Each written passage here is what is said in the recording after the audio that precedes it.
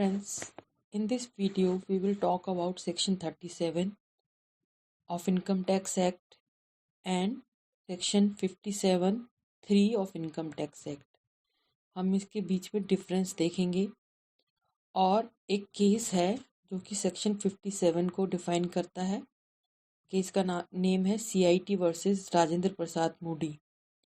इस केस से हम समझेंगे कि 57(3) कब अलाउड है।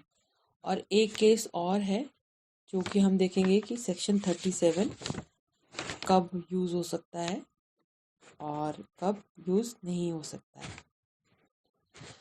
तो सेक्शन 37 की लैंग्वेज को हम पढ़ लेते हैं।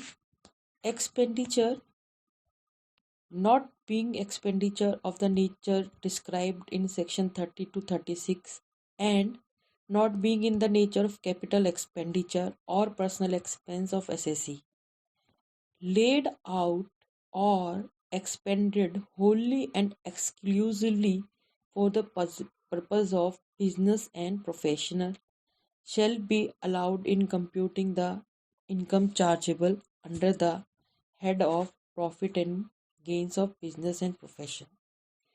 तो आप इसमें देख सकते हो कि सेक्शन 37 जो है कई पॉइंट्स की बात करता है। ये कहता है कि जितने भी डिडक्शन हो रखा है 30 से 36 तक वो कौन कौन से इंक्लूड नहीं होंगे इसमें 37(1) में, जो कि एक्सपेंडिचर की बात की गई है 30 से 36 तक। नंबर 1। नंबर 2, वो कैपिटल एक्सपेंडिचर भी नहीं होना चाहिए। नंबर 2। नंबर 3, वो पर्सनल एक्सपेंस भी नहीं होना चाहिए। और कंडीशन दी गई है कि वो जो एक्सपेंडिचर है वो किस पे Holi and exclusively for the purpose of business and professional. वो जो एक्सपेंडिचर होना चाहिए, एक्सपेंस होना चाहिए किस लिए? Wholly and exclusively for business and profession. यानी कि ये किसकी बात करता है? सेक्शन 37(1) ये ऐसे एक्सपेंडिचर की बात करता है जो कि ना तो फॉल डाउन करता है 30 to 36 के बीच में, ना वो कैपिटल एक्सपेंडिचर हो, ना वो पर्सनल एक्सपेंस हो, और वो सिर्फ बिजनेस एंड प्रोफेशन के लिए स्पेंड किया गया हो होली एंड एक्सक्लूसिवली, तब वो जो है चार्जेबल होगा। कंप्यूटिंग इन, तब हम उसको बोलेंगे shall be allowed in computing the income chargeable under the head profit and gains of business and profession. तो ऐसा जो एक्सपेंडिचर होगा वो जब हम कंप्यूट करेंगे chargeable income under the head of profit and gains of business, तब वो अलाउड होगा डिडक्शन। तो 37 हमें कितनी सारी कंडीशन देता है? 3 प्री कंडीशन देता है, जिसके अंदर वो बताता है कि कौन कौन सा एक्सपेंडिचर इसमें नहीं होगा, और होली एंड एक्सक्लूसिवली भी वो कहता है। तो तब हम वो डिडक्टेबल होगा प्रॉफिट। तो बेसिकली 37 सेक्शन 1 जो है ये profit and gains head of the income के अंडर आता है। अब हम आते हैं सेक्शन 57 पे। तो सेक्शन 57 जो बात करता है, ये बात करता है it doesn't talk about the heads under profession and business, rather it comes under the income from other sources. ये जो है लास्ट से हेड ऑफ इनकम है, head that is income from other sources.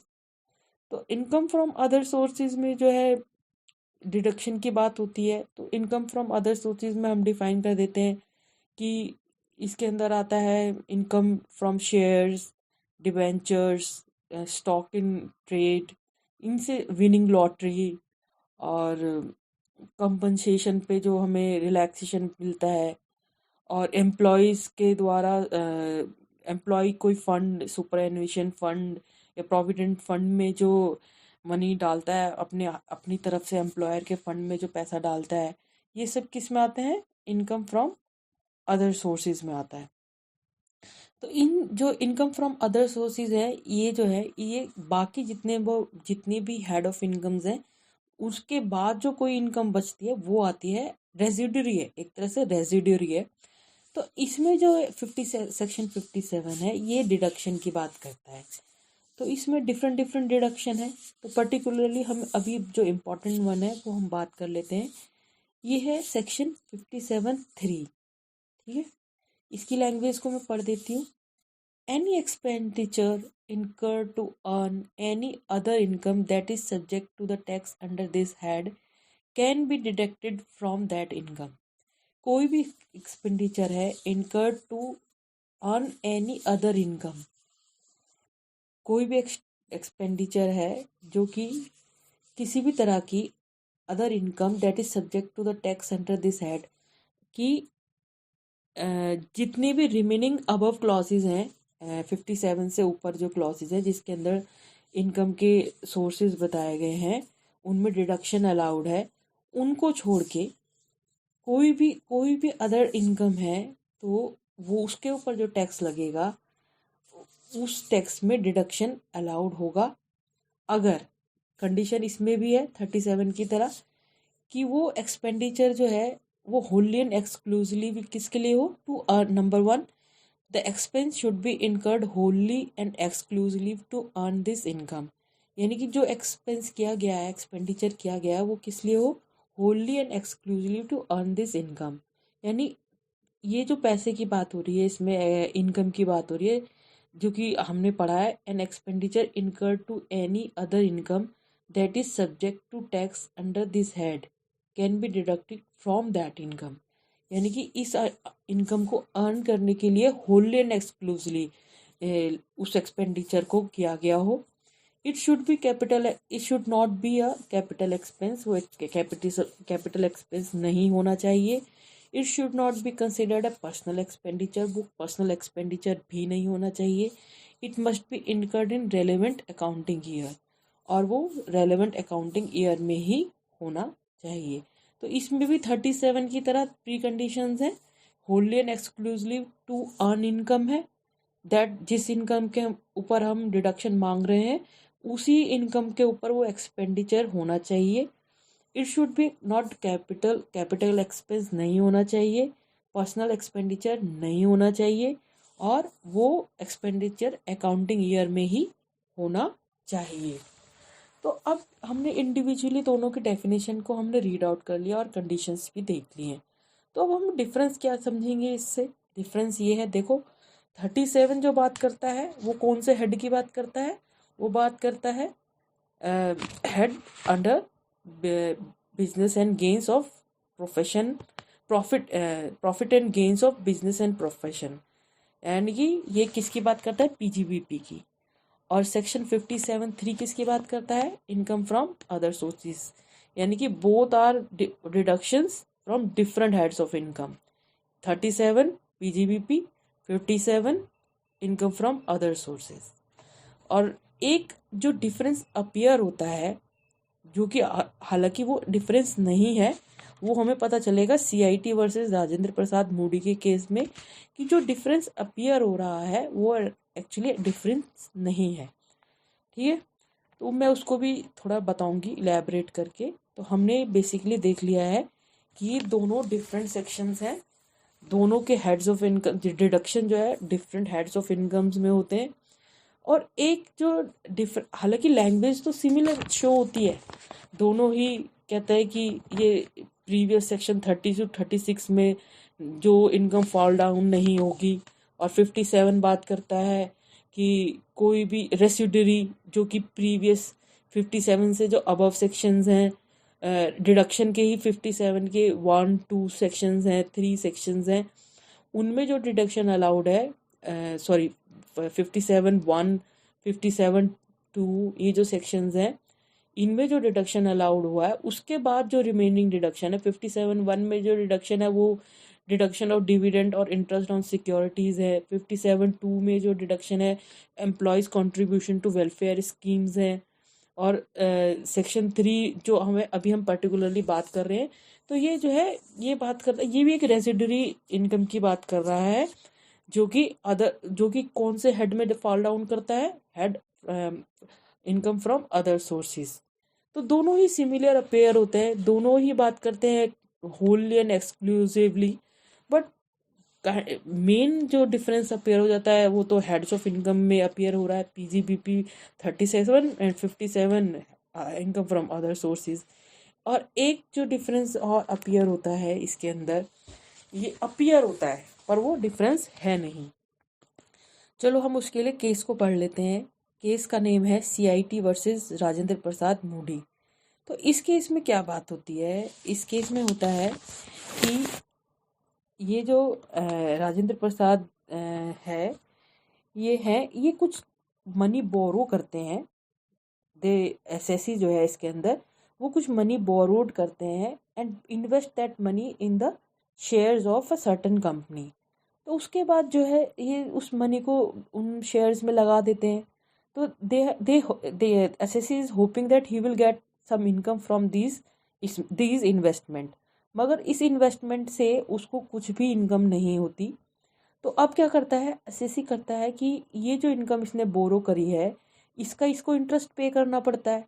तो ये एसएससी कहता है कि I want some deduction in the interest of this borrowed income. ये जो इनकम इसने शेयर्स पे लगाई है उधार लेके बोरो करके, इस पे जो इसको इंटरेस्ट पे करना पड़ रहा है, इस इंटरेस्ट पे वो क्या मांगता है, वो डिडक्शन मांगता है। किसमें? सेक्शन 57(3) में। तो असिस्टेंट जो इनकम टैक्स ऑफिसर है वो डिनाई करता है। वो कहता है कि the main contention was of the income tax officer was that कि द सेक्शन 57(3) जो है उसका डिडक्शन तभी मिलेगा when there is a earning of income, because it's been specifically mention that the expenditure should be for that earning of income, but there is no income here. How can we provide deduction on the interest of the borrowed money that has been invested in the share of the that particular company? तो वो कहता है कि हम इसमें deduction नहीं दे सकते because इसमें कोई अर्निंग हुई ही नहीं है। तो अभी अपलेंट अथॉरिटी जो है असिस्टेंट कमिश्नर वो भी यही बोलते हैं, because there is no income, earning of income, तो how can the money expenditure spent for earning that zero income can ask for the deduction. जो मनी उसको एज इंटरेस्ट पेड करनी पड़ रही है उस बोरोड मनी पे जो कि उसने शेयर्स पे लगा दिया है, उससे तो उसको कोई इनकम हुई ही नहीं है। तो वो सेक्शन 57(3) का जो डिडक्शन है वो तभी मांग सकता है जब उसको कोई इनकम अर्न हुई हो, क्योंकि अर्न हुई है और अर्न यहाँ पे कुछ भी नहीं हुआ है। तो फिर जो है ये फर्दर जो केस जो है हाई कोर्ट सुप्रीम कोर्ट में जाता है। तो सुप्रीम कोर्ट में बोला जाता है कि it was held that the purpose की although it's been mentioned in section 57(3) कि the expenditure should be like for earning that income, but that doesn't means that कि अगर कोई इनकम नहीं होती है तो उसका जो एक्सपेंडिचर उसने लगाया है कि वो डिडक्टेबल नहीं है। इसका मतलब है जो जज ने बोला कि इसका मतलब ये नहीं है कि इनकम को उसने अर्न करने के लिए तो लगा दिया, उसका जो सेक्शन का जो मेन सोल है का रीज़न है वो तो पूरा हो गया, उसने अर्न करने के लिए तो लगा दिया। वो तो फ्यूचर में ये हुआ कि उसको कोई बेनिफिट नहीं हुआ, मगर the main cause the language if interpreted, अगर हम इसकी इंटरप्रिटेशन को देखेंगे तो 57(3) कहता है कि the aim of the SSC should be like that कि उसने जो एक्सपेंडिचर करा है it his aim was to earn something, but वो although it may be he get some income, may not be, it's not is in his hand, पर उसके हाथ में जो था उसकी जो बेसिक इंटेंशन थी कि to he was spending that expenditure to earn something, वो तो इसमें फुलफिल हो गई है although he is not getting anything as an income। तो कह रहा है कि जो sole of this sole demand of the 57(3) is completed, but although there would be no income, that doesn't matters।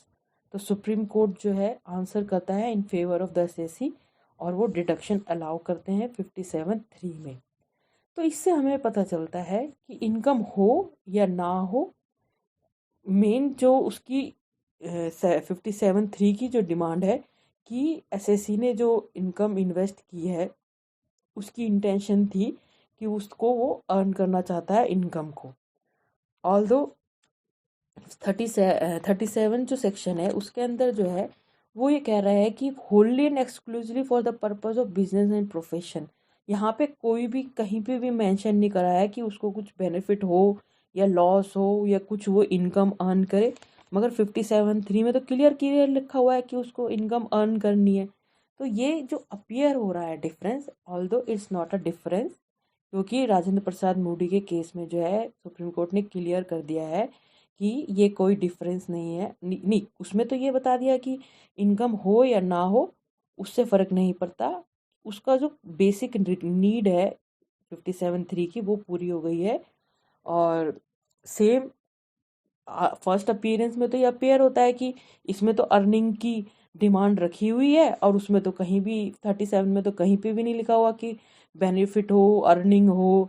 उसमें तो सिर्फ इतना लिखा हुआ है कि बिजनेस और प्रोफेशन पे स्पेंड किया हुआ होना चाहिए होली एंड एक्सक्लूसिवली।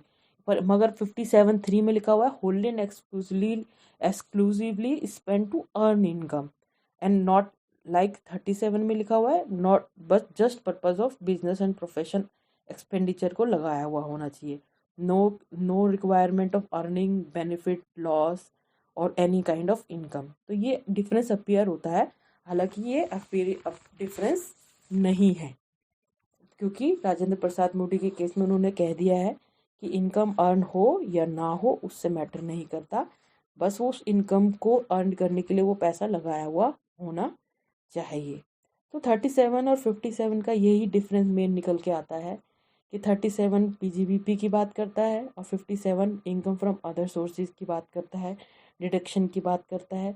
और ये जो इनकम जो है that does falls in the income from other sources, और इसकी जो 37 का जो डिडक्शन है वो फॉल डाउन करता है पीजीबीपी के लिए। दोनों ही डिडक्शंस हैं पर they are for different heads of income. तो इसमें ये डिफरेंस प्राइमरीली शो होता है।